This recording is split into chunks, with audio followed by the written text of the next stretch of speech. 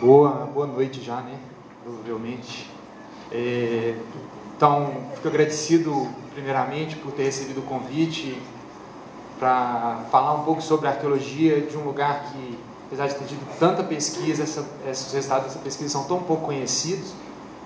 Então, agradecer ao Flávio e ao Luciano, ao Instituto Prístino, e é muito bom ver esse trabalho, esse livro nascer desde o início, estar conversando sempre com eles, e ver o corpo que tomou com tantos pesquisadores competentes, famosos na sua área de atuação e que estão contribuindo com um conhecimento de importância considerável para daqui para frente a gente começar a tratar os geossistemas de uma maneira diferente, né?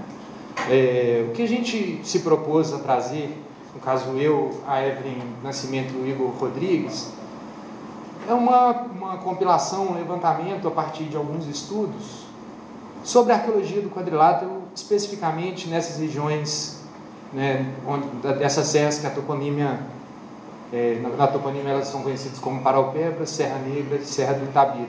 Né? Mais para frente nós vamos ver quais são. Vamos lá com essa arma intergaláctica aqui.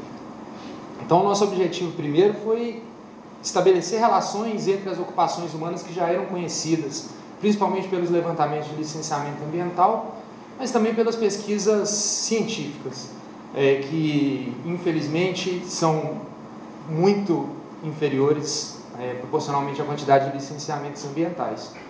E os nossos levantamentos, então, eles estão atrelados aos contextos de ocupação humana nas Serras da Moeda, Cachimbo, Calçada, Curral, Três Irmãos, Itatiaia-Açu e Itabirito, que eram conhecidos por aqueles três nomes em geral, principalmente durante o período colonial, né? Então, a primeira coisa que a gente se propôs foi a olhar para esses vestígios que já são conhecidos de uma perspectiva um pouco diferente daquela que já existe, já é corrente, que é baseada na ecologia da percepção. Eu vou passar, não vou destrinchar, eu acho que fica mais como um teaser para as pessoas poderem ler o artigo. Então a gente está partindo dessa perspectiva da ecologia da percepção, partindo do Gibson e do Tim Ingold, enfocando principalmente em performance e corporalidade, nós vamos ver isso um pouco mais para frente, e sendo a paisagem um elo fundamental para a compreensão da articulação dos sítios, né? E os sítios, eles não são a parte mais importante nesse nosso estudo, eles são o nosso caminho para tentar tecer e apontar coisas a respeito das ocupações, das formas de compreender a paisagem que as pessoas foram desenvolvendo ao longo da história de ocupação humana no quadrilátero, que a gente pode chegar aí a 2.500 até 4.000 anos antes do presente, aproximadamente, né? Vamos tentar conseguir datações absolutas para isso.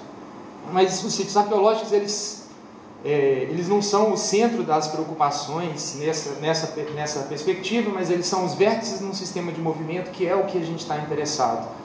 É entender como que as pessoas, ao longo do tempo, se deslocando nessa paisagem, elas vão construindo uma forma de conhecer e de se orientar e de se situar e de aprender essa paisagem, no caso dessas serras, né? E que acabam culminando nessas toponímias que a gente viu. As cronologias, então, a temporalidade da paisagem e as cronologias específicas dos vestígios arqueológicos, elas entram de uma maneira muito relevante, porque a gente acaba fazendo um ordenamento para tentar entender ao longo do tempo como que algumas coisas permaneceram nessas compreensões da paisagem e como determinadas coisas mudaram, né? Numa tentativa de reconstruir paisagens históricas, como que a paisagem era, como as atividades humanas estavam distribuídas na paisagem há 2.000 anos atrás. E quando teve a invasão portuguesa, europeia, como é que foi a distribuição, o que decorreu dessas coisas e o que permaneceu, o que a gente herda desses períodos mais antigos, né? Então, três conceitos fundamentais que vocês vão ver no texto, são o fluxo de perspectiva, que tem a ver não com os sítios em si, mas com o espaço entre um sítio e outro, né? Os processos de deslocamento entre pontos de interesse, que acabam sendo focos do nosso estudo. E a partir desses fluxos de perspectiva, então, a habilidade, né, de reconhecer feições na paisagem, de agir em cima dessa paisagem, de se orientar nessa paisagem, acaba criando uma maestria prática, que é um conceito muito específico de domínio, da paisagem, domínio das feições e etc., e que ela acaba se aplicando em escalas específicas, que vai acabar chegando na longa duração, que era o nosso interesse maior, é identificar o que permanece ao longo do tempo, né? E, em suma, a gente pode falar que é um tipo de arqueologia off-site, né? Ela não está interessada nos pontos que os sítios arqueológicos representam, né? Isso acaba sendo uma perspectiva muito enviesada que a própria legislação coloca para a pesquisa científica e que, na verdade, ela é muito limitadora das nossas perspectivas investigativas, né? Então, em suma, um recorte do próprio texto, no envolvimento relacional dos seres humanos com as diferentes experiências e repertórios inscritos na paisagem e com os demais seres, que surgem novas formas de interação e se mantêm as antigas. Então, é uma tentativa também de não entender o homem como superior a outras formas de vida ou como inferior a outras formas de vida, mas como participante nesse processo que extrapola muito essa essência humana, né? Então, o nosso recorte, vou mostrar rapidinho. A gente pegou um recorte bem genérico, vindo aqui de Itatiaia-Sul, né? Cadê o laser aqui? Power. É o vermelho aqui?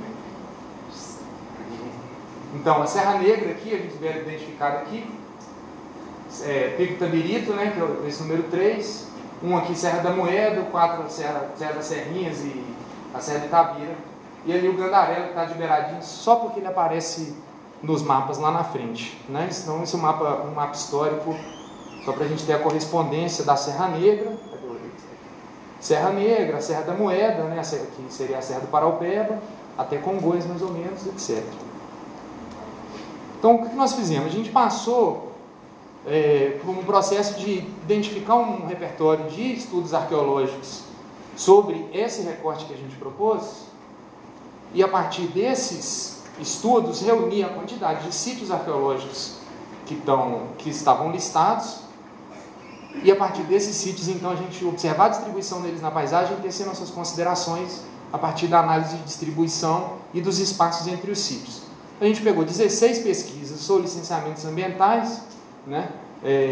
Uma coisa que eu gostaria de destacar é que existem mais ou menos 330 processos de arqueologia no quadrilátero ferrífero no IFAM, né, que já tramitaram ou estão em tramitação.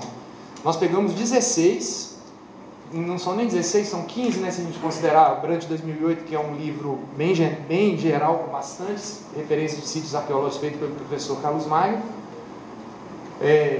A maior parte dessas pesquisas arqueológicas, elas não são publicadas, né? Talvez, tirando o trabalho da Lenice e do Henrique Piló e o Carlos Magno, que publica muito, você tem pouquíssimas publicações a respeito da arqueologia no quadrilátero, e principalmente as próprias pesquisas de licenciamento, elas normalmente não são voltadas a atender objetivos de pesquisa arqueológica de fato.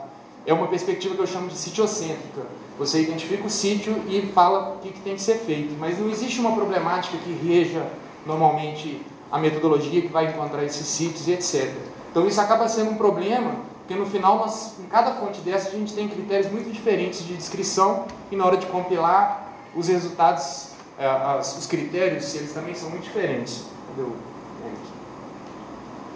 Então, a partir dessas 16 fontes, o que a gente conseguiu? A gente conseguiu listar 44 sítios pré-coloniais, 195 históricos, 58 que são de categoria desconhecida, e isso é basicamente por causa de uma das fontes, que é o Delfort de 2010, onde essa informação não estava disponível.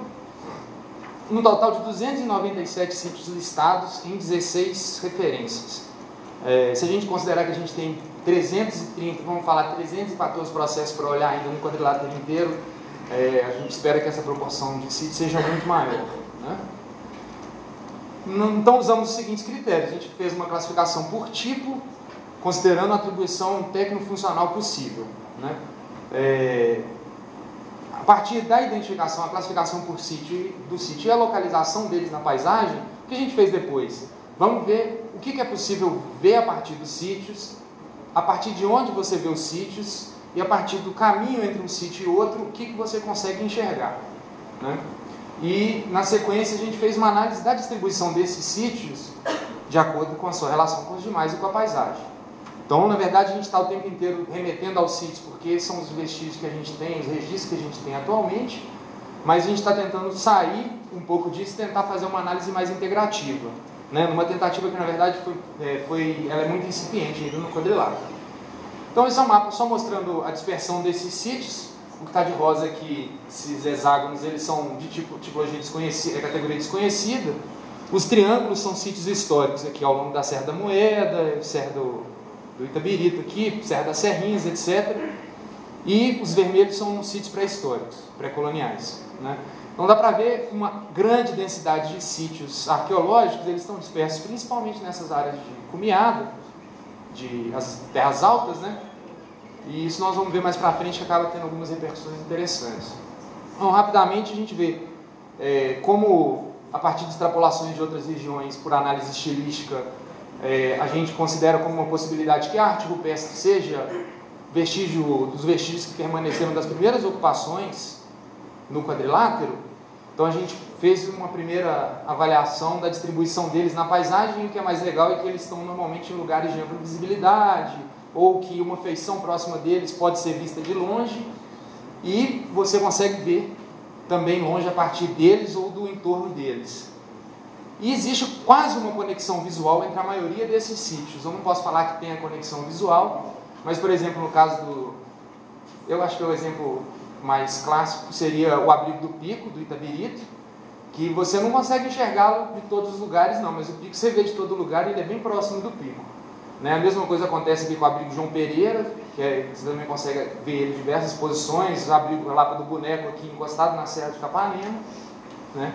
E nessa sequência, então, esses seriam os vestígios mais antigos que a gente tem no quadrilátero, em tese, porque a gente não tem datação absoluta e nem relativa disso no quadrilátero, né?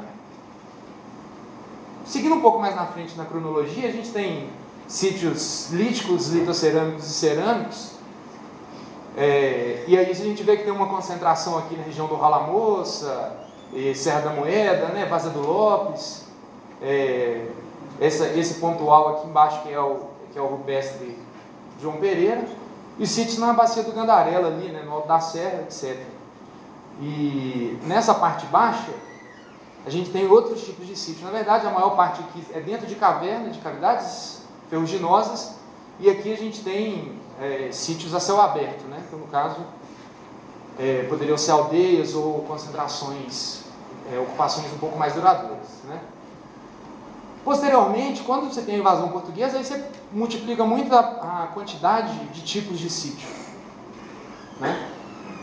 Óbvio que isso vem com a diversificação tecnológica, a diversificação de atividades que vão sendo feitas, mas o que a gente vai observando, a gente voltar e comparar com os lugares que esses sítios, a maior quantidade de sítios está, a gente tem uma grande densidade ao longo das serras, e principalmente sítios de mineração, provavelmente porque nesses lugares estão os principais jazidas que foram exploradas. Além disso, além dessas ocupações, a gente também tem ocupações em cavernas, que são esses mais cinzinhas aqui, são bastante ocupações históricas em cavidades, que acaba sendo muito importante para entender um pouco do uso dessas cavernas no passado, né? E aqui a gente tem a sobreposição de tudo, de todos os pontos de sítio, com os seus tipos específicos discriminados aqui embaixo. E o que nós vamos perceber? Primeiro, a concentração de sítios arqueológicos maior na amostra que a gente usou, ao longo das serras, né? Somente nas áreas mais altas, ali, na Serra da Moeda e na Serra do Itabirito. E aqui tem um sítio cerâmico a céu aberto, né, que acaba sendo uma parte mais isolada. A gente consultou poucos estudos ao longo aqui da Serra Negra.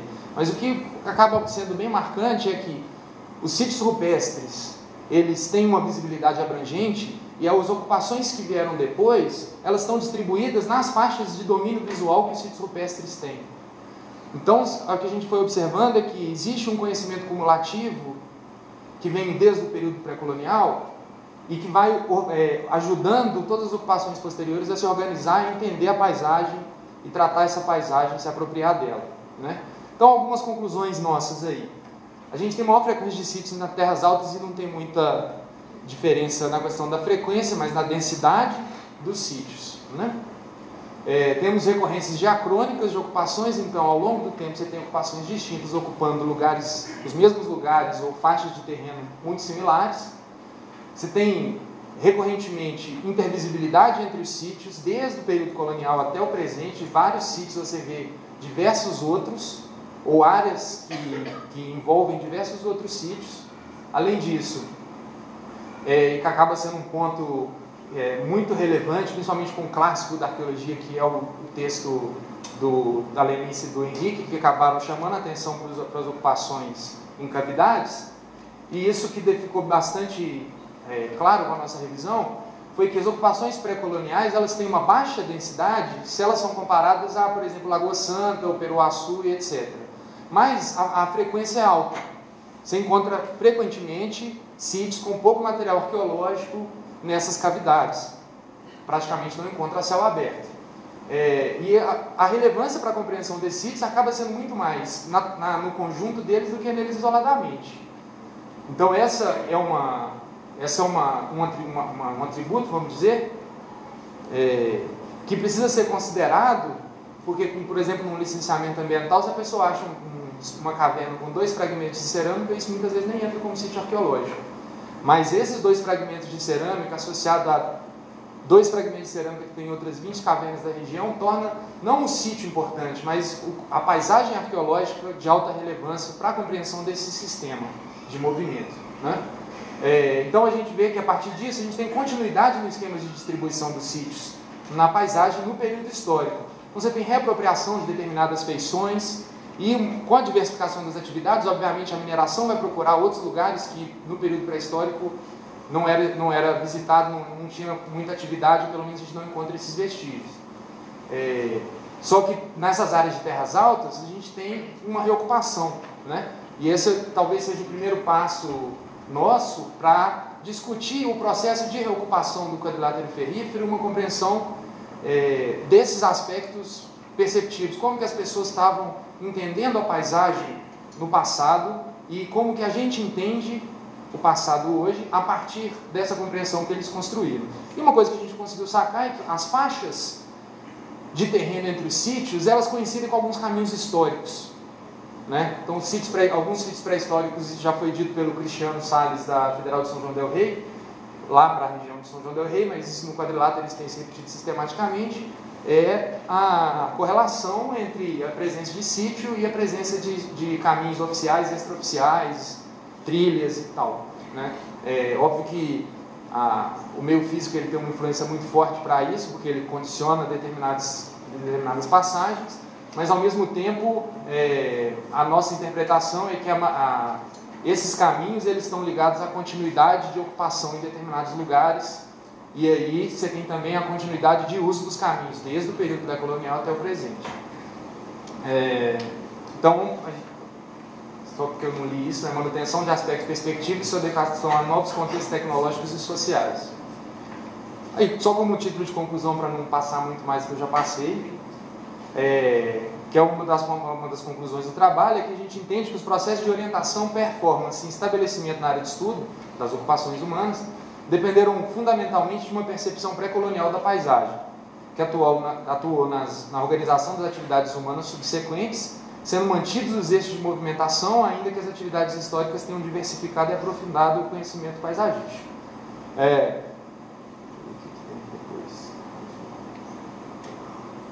Em suma, então, a ideia do trabalho era mais fazer uma síntese do que nessa faixa de terreno que a gente escolheu, os trabalhos de licenciamento já tinham feito, e a partir disso, como é que a gente poderia tentar integrar? E esse é um primeiro passo para começar a integrar, e a gente espera conseguir detalhar, fazendo agora com o Atlas um levantamento mais geral para o quadrilátero inteiro, e esperamos passar dos 2.000 sítios arqueológicos aí em breve, e isso vai demandar um trabalho de análise e processamento muito grande, mas o que fica, eu acho, de mais forte é que os trabalhos que já foram feitos, eles são, com raras exceções, eles não foram publicados. Então, a única fonte que a gente tem, a não ser fora o trabalho de campo, as fontes primárias, são os relatórios de licenciamento ambiental, e é aí que está a maior parte da nossa riqueza arqueológica que está registrada. Acho que é isso aí, não vou render mais, não fica até amanhã.